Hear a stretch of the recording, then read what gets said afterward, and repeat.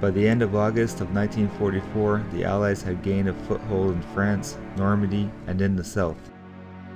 In the east, the Red Army reached Poland. In Italy, the Allies were advancing towards the River Po. In France, our pursuit of the German army was slowed down by a supply problem. We had only two ports, the Cherbourg and the Mulberry Harbour. The British 2nd Army, along with 4th Canadian Armoured Division and the 1st Polish Armoured Division, went straight out for a big supply port, right into the heart of Belgium to Antwerp. The 3rd United States Army set out for the Moselle Valley, one of the historic invasion routes into Germany. The American 1st Army headed straight for the Ruhr Valley, which was the center of armor production. The Allies planned to strike from the south, another gateway into Germany, called the Balfour Gap. And last, the 3rd Canadian Division was given the task to clear the channel ports up the coast of France.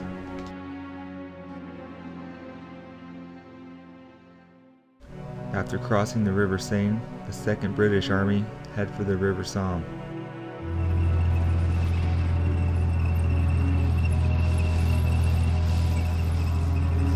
The British units kept the Germans moving in order to prevent them from making a stand.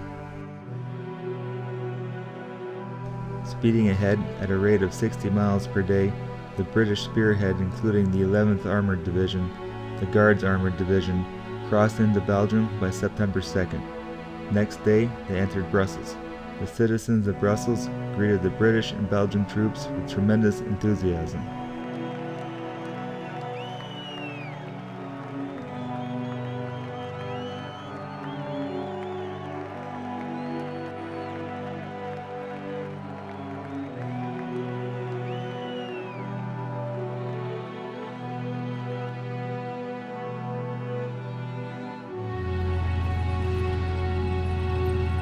It was the same thing in Antwerp 23 miles further, on which the British reached the next day. They captured the port of Antwerp intact.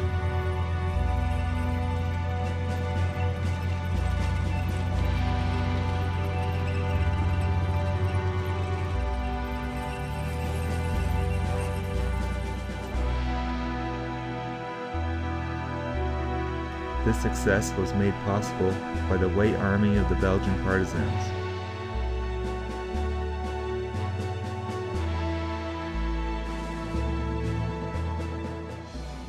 Making their way up to the River Somme, the 23rd Field Regiment. The regiment was collected together again on September 2nd and went into action near Sorel, close to the Somme, where some German airbursts gave us a potent reminder that the enemy still had some equipment left.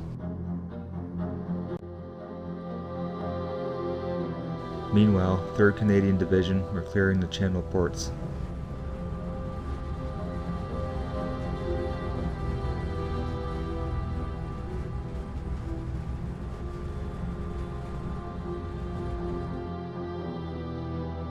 With air support, they were able to clear the Channel ports one by one.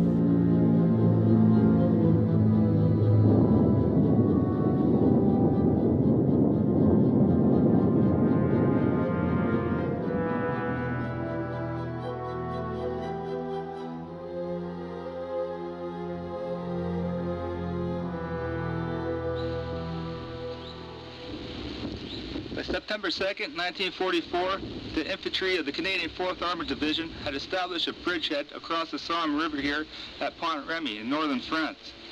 Meanwhile, 2nd Canadian Division was entering Dieppe, where 2 years earlier they lost so many of their comrades on the beach.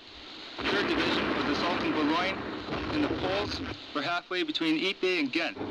The British 2nd Army had captured Brussels and Antwerp in a record push. On September 6th, the 4th Canadian Armoured Division would be split up to two battle groups, Moncel and Stuart Force. Here in Pont-Remy, the 23rd Field Regiment rumbled down this very street, crossing the River Somme and joining up with Moncel Force.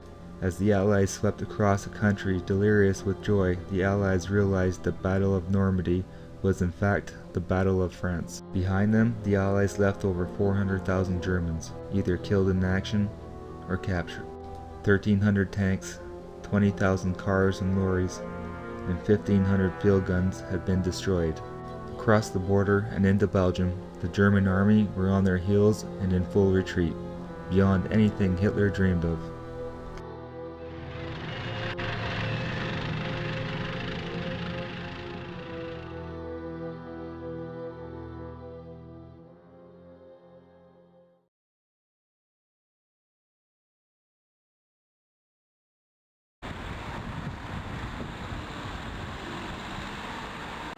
Behind me is a memorial of Sherman tank parts dedicated to the men of the Canadian 4th Armored Division, Stuart Force. In early September 1944, here at Marburg, the Argyll and Sutherland Highlanders of Canada, the Lincoln and Welland Regiment, and the South Alberta Regiment would fight its costly 3-day battles here. Meanwhile, Monsell Force reached the outskirts of Bruges, a city with beautiful treasures of Flemish history. It was there the mayor pleaded with both the Canadian and German armies to bypass the city. It was decided that Monsell would send its forces here to the bridgehead and continue north, fighting towards the Liébault Canal.